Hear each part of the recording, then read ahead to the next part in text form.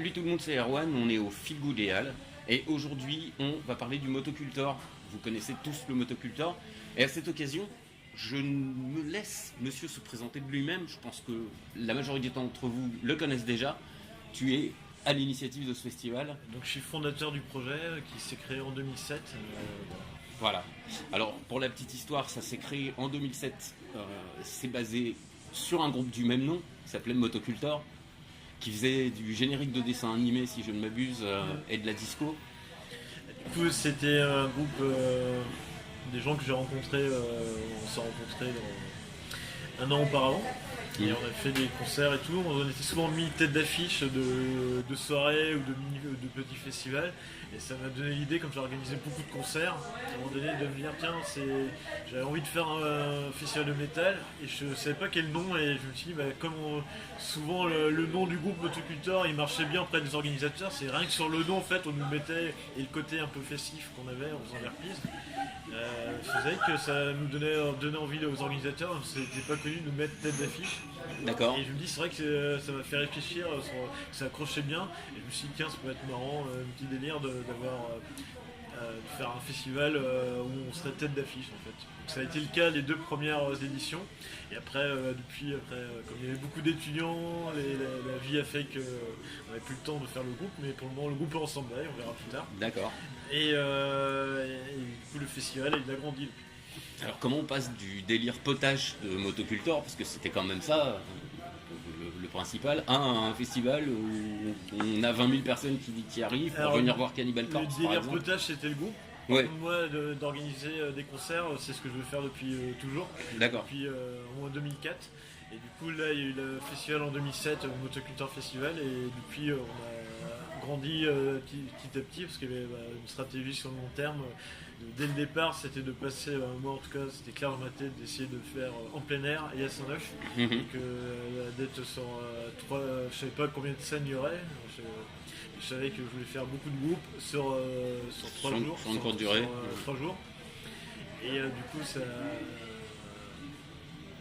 c'est ce qu'on a réussi à faire petit à petit en faisant d'abord, on a commencé petit en salle pour voir le démarrage, faire connaître un peu le nom et grandir petit à petit. Et il y a eu un démarrage un peu plus fort en 2010. Ouais. On était à peu près à ce moment-là 4500 entrées, puis aujourd'hui on est entre 18 et 24 000 entrées. 24 000 entrées, c'est plutôt pas mal. Effectivement. Alors ça devient un très beau festival aujourd'hui, le Motocultor, pour sa 11e édition. Il y a des gens qui parlent du festival un petit peu comme le petit frère du Hellfest. Est-ce que c'est toujours le sentiment que vous avez? Est-ce que j'imagine que vous avez toujours de très bons rapports avec l'organisation du festival? On a de bons rapports avec eux, on va au Hellfest tous les ans, et il y a une bonne partie de l'équipe du Hellfest qui viennent chez nous chaque année. Donc il y a des équipes, même dans les bénévoles ou dans certains salariés, il y a des gens un petit peu en commun. Qui se sont transférés. Il y a la proximité aussi, le fait, je pense, ça c'est qu'on est plus jeunes et plus petits. Et assez proche géographiquement. Il y a 150 km je crois. Ouais. Donc voilà, je pense qu'il y a tous ces facteurs-là qui font que... Arrivé à 20 000, on est loin des 200 du début. Toi, c'était ce que tu envisageais, mais est-ce que tu imaginais arriver à 20 000 quand même en finalement aussi peu de temps, parce que une dizaine d'années pour le moment, je voulais juste passer en plein air et je savais pas trop qu'est-ce qui était possible de faire. Je pensais pas, non, peut-être pas autant.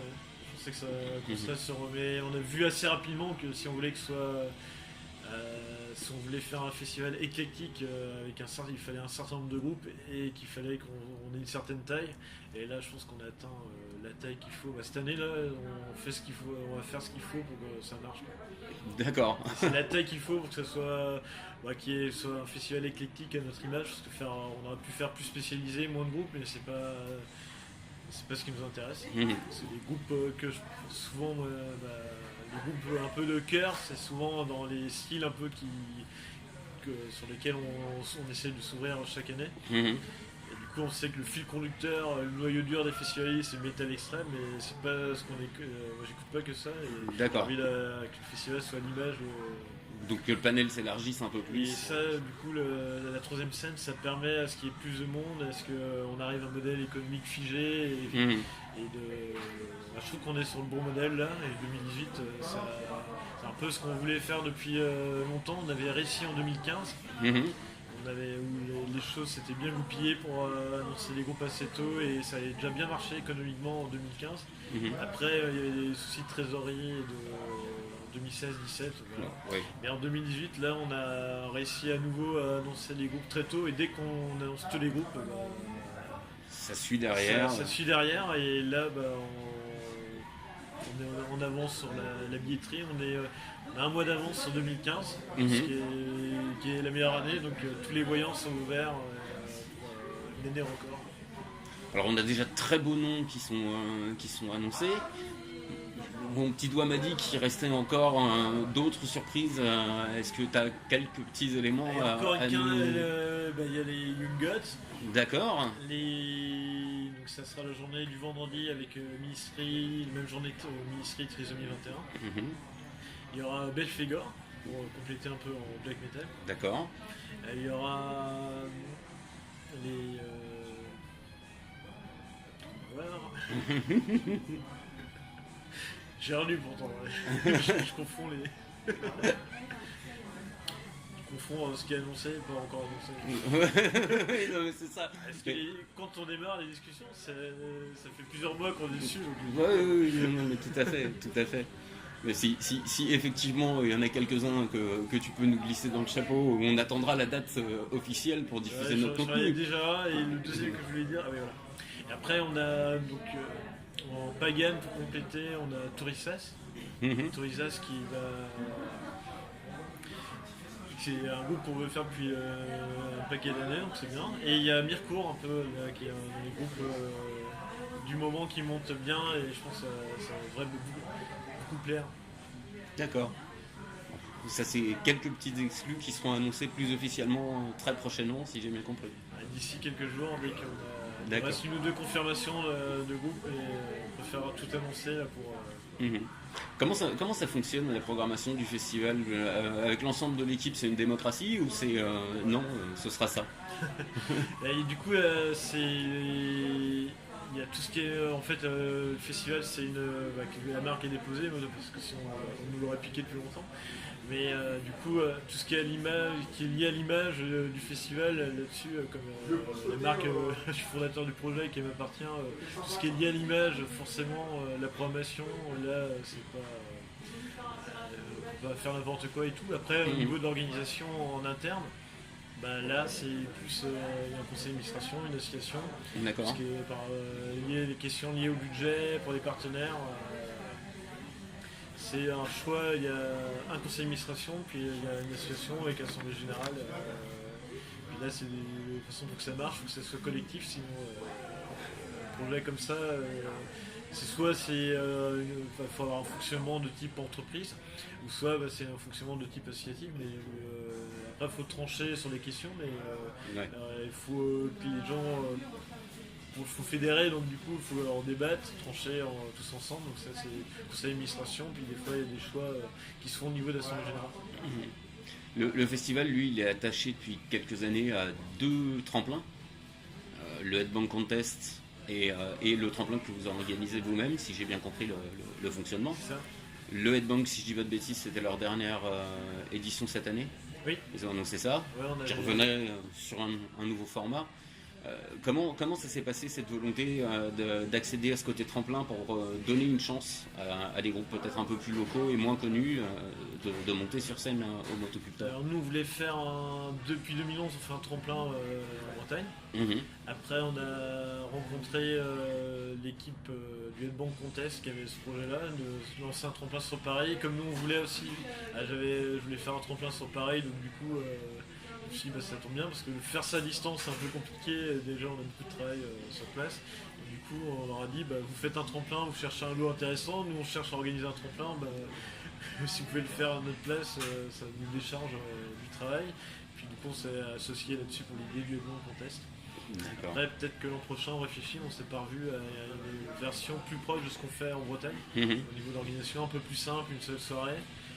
Mais c'est pas, il n'y a rien de figé pour moi. En tout cas l'idée c'est de, soit via les tremplins, soit par programmation directe, c'est de donner une grosse part pour les groupes émergents et amateurs. Mhm. Donc là il y a plusieurs c'est pour ça, on est parti sur l'idée des tremplins et les vainqueurs de ces tremplins-là.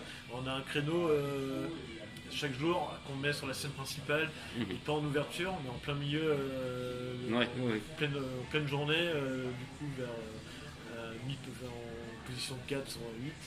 Du coup, c'est pour un bon coup de projecteur, c'est un bon horaire pour les groupes. C'est vrai que la plupart des festivals font ce type de fonctionnement-là, mais font jouer les groupes à 10h le matin.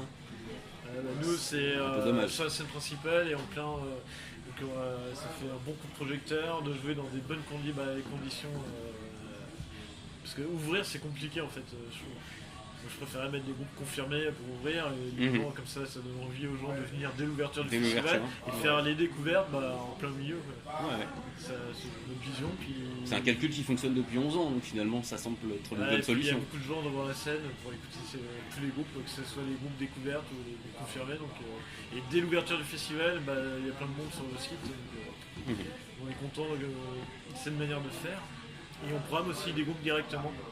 Amateurs, donc là il faut les avoir vus, ou il faut qu'il y ait des professionnels qui nous conseillent. Ouais. On écoute aussi pas mal de choses. Il y a des gens qu'on trouve de très bons conseils. Donc, ça peut arriver qu'on prenne des groupes directement sans les avoir vus directement, mais on fait confiance et il y a certaines personnes avec qui je sais quand ils me disent ça c'est génial, en quelques mots j'ai compris, je vois à peu près ce que ça donne et je sais qu'avec ces quelques personnes en question, en général j'ai une bonne surprise quoi. Ouais. On réécoute en regardant des vidéos et on regarde un peu comment on réagit, ce que ça donne sur album. Et si ça confirme un peu ce que les gens ont vu en live de ces groupes-là, ça permet de les programmer et ça permet d'avoir, parce que le tremplin, c'était sur Paris ou la Bretagne, mais il peut y avoir d'autres groupes ailleurs, dans d'autres régions, et là il n'y a pas d'autres tremplins. Il n'y a pas d'autres tremplins en ce moment. Programmation directe, c'est vrai parce qu'il y a plusieurs groupes, il y a au moins 5-6 groupes tous les ans, dont les tremplins qui sont programmés et qui sont réservés avec des créneaux pour les groupes émergents. D'accord. Alors la programmation cette année elle est belle. Moi j'ai eu un énorme coup de cœur quand j'ai vu annoncer Sepultura avec les Tambours du Bronx. Parce que je suis ultra fan de leur live au Brésil. Et je crois que si je ne dis pas de conneries, que Sepultura et les Tambours n'ont pas joué en France ensemble. Ou simplement quelques titres, mais pas. Peut-être les Arsenic il y a quelques années, je crois. Peut-être, ouais. En tout cas, moi j'ai pas le souvenir de les avoir vus, donc je pense que ça devrait être épique. Du coup, il y aura le show aussi des Tambours du Bronx avec la formation métal, avec l'ex-batteur d'Agoba. Frankie Constanza et Renaud de l'Ofra. Du coup, ce show-là, je pense déjà, même le grand public local, Tambour du Bronx, ça parle énormément du côté Saint-Neuf, parce qu'ils avaient déjà joué il y a quelques années, ça avait marqué les esprits, donc du coup, je sais qu'on en parle beaucoup dans le coin, ça attire la curiosité. Il y a ça au Motocultor Festival. Ça, c'est bien. Et Sepultura, ça parle aussi au grand public, parce que c'est un nom qui revient depuis retient, des années. même les gens qui ne sont pas initiés au métal, Sepultura, ils savent que c'est connu. Et du coup, voir le mélange Sepultura, Tambour du Bronx, ça attire aussi l'attention. D'accord. Donc là, il y aura une séquence Tambour du Bronx, puis Sepultura, Tambour du Bronx, qui va être clôturé le festival, parce que c'est comme ça que ça se termine. D'accord, ça va être effectivement, ça promet d'être assez intense. Quelques nouveautés prévues pour le festivalier sur cette édition 2018, où on reste sur le modèle qui fonctionne depuis quelques années. Les nouveautés, s'il y en a, ça se décidera en juin. Pour le moment, D'accord. C'est trop tôt. C'est encore trop tôt. Déjà, on était en train de finir la programmation là. Il y a des questions. On aimerait bien s'ouvrir à terme à faire du cashless et mettre des tatoueurs sur le festival, mais pour le moment c'est pas tranché, ça risque d'être trop tôt pour cette année, on ne sait pas. On ferme pas la porte encore à cette idée-là, mais ça se décidera parce qu'on n'a pas envie que ça se fasse. Si on a le temps de bien creuser la question et d'aller au bout de la réflexion, si on se sent prêt, on y va. Sinon ça servira, ce temps de réflexion va servir pour l'année d'après. Pour l'édition 2019. Sinon on maintient, c'est toujours l'implantation du site qu'on a depuis 2 ans. Les chapiteaux, on les garde, la scène qu'on a mise sur le camping l'an dernier, le jeudi soir, on fait tout pour garder cette idée-là qui a bien marché. Ça permet aux festivaliers de jouer avec leur groupe sur scène. Ça peut permettre aussi à des musiciens de faire s'inscrire et de faire un groupe éphémère le temps d'un set Un set. Ouais. le jeudi soir, donc des festivaliers qui jouent devant d'autres festivaliers. Ça, Effectivement, ça bon esprit. donne un bon esprit, je trouve, et ça colle bien avec l'esprit métal. Et avoir ça au camping, je trouve ça a bien marché l'an dernier, donc du coup on va réitérer l'opération cette année. C'est reparti pour cette année. Ça marche. Un mot de la fin pour tous les gens qui vont visionner cette vidéo. J'ai envie de dire merci déjà pour le crowdfunding l'an dernier, merci de montrer votre forte envie de venir cette année, parce que là on voit qu'il y a de très bons retours, ça nous motive pour continuer. Écoute, merci à toi. Je rappelle qu'il y a quand même une soirée warm-up à Vannes, le 1er juin, si je dis pas de bêtises. J'ai vu passer ça. Tu nous rappelles rapidement quelle est l'affiche de cette soirée-là? Je suis pas organisé, je m'occupe pas des warm-up. Tu t'occupes pas des warm-up, et je il y me a souviens. il y a beaucoup de choses qui sont avec l'équipe communication, mais D'accord. je reste concentré sur le bouclage de la promotion 2018. D'accord. Ok, bon, et moi je ne me souviens plus de. J'ai vu passer l'info, je me souviens plus de la programmation, mais vous la retrouverez quand même sur la page de Warm. Je corrigerai le tir. Merci en tout cas pour le temps que tu nous as accordé. Et puis très bonne continuation et très bonne 11e édition de Motocultor. Je pense qu'on s'y croisera de toute façon. À bientôt. À très bientôt. Merci beaucoup.